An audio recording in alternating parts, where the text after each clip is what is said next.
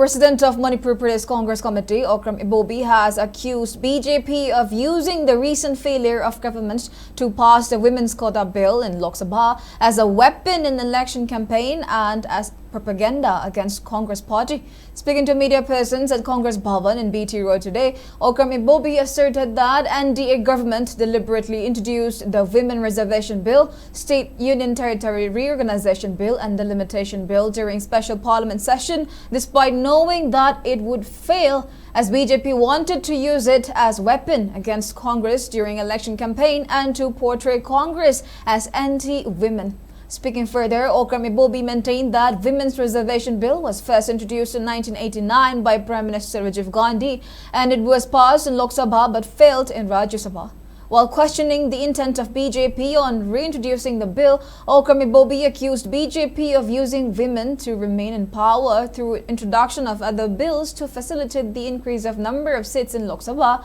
alongside to facilitate the limitation exercise using 2011 census. Speaking further, Okram Ibobi urged BJP government to focus on Manipur issue and to ensure displaced people are resettled at their original homes and to work out a lasting solution for the crisis.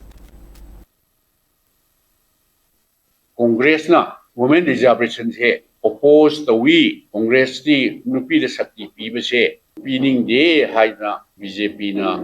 propaganda se atai state khada haure mado aranba propaganda ni Congress di always nupi da sakti piba Bharat ki shasan democracy satpa Bharat ki lainga mujik laiba Bharat sidadi equal representation mak natragasu Bharat laiba nupi mayam se moigi proportionate represent toroga sason paiba policy decision da nupi se represent hongada myasi lai khidraba layu raba let Rajiv ji ki matam dagi manglan noina masi haurama baneba aduna hoji moina lana publicity propaganda tawse hajabiganu haina masi sindok sebani